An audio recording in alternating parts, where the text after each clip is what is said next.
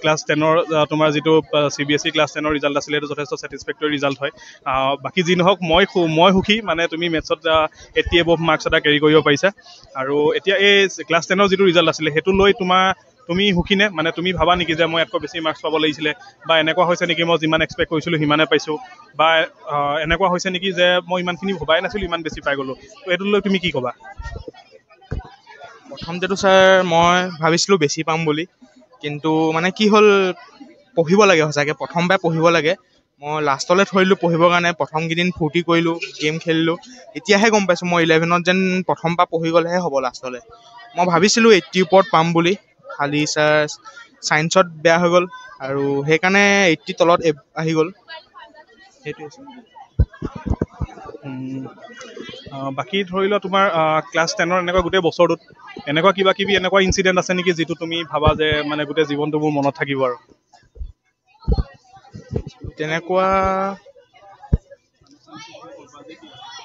তেনেকুৱা মানে ছাৰ আছে, বহুত গাল আছে। আমাৰ ৰেহান জাহিদৰ লগত হোৱা বস্ছে, সিহঁতৰ লগত মই এনেই ফচাও কিছুমান কেছ আছে যোনবোৰ ভাল লাগে। সেইবোৰ এনে কাণত চানত ধৰক বাহিৰত আকৌ চামিনা মেমেও আমাক ঘূৰাই ফুৰাই, গোটেই স্কুলখন কাণত ধৰাই ঘূৰাই, সেইবোৰ মনত পৰিব ছাৰ।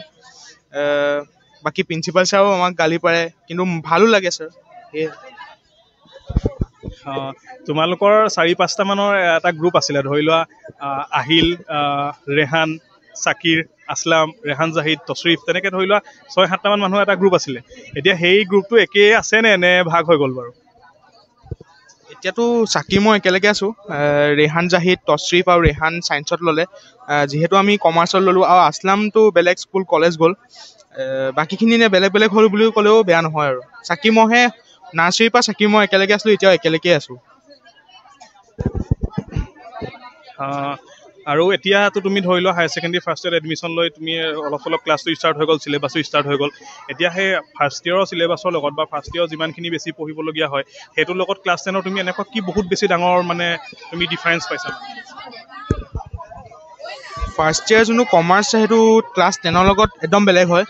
ক্লাছ 10টো অকণমান বুলি ক'লেও বেয়া নহয়, 11টো বহুত বেছি ডাঙৰ আৰু একো নিমিলে। সেইকাৰণে 11ত বহুত কষ্ট কৰিব লাগিব।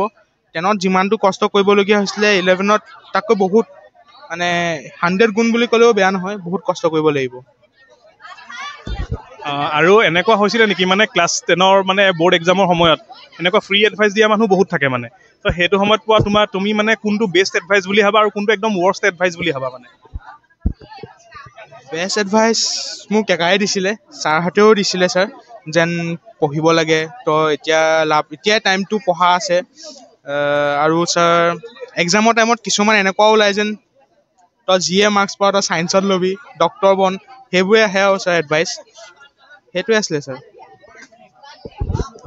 Thank U.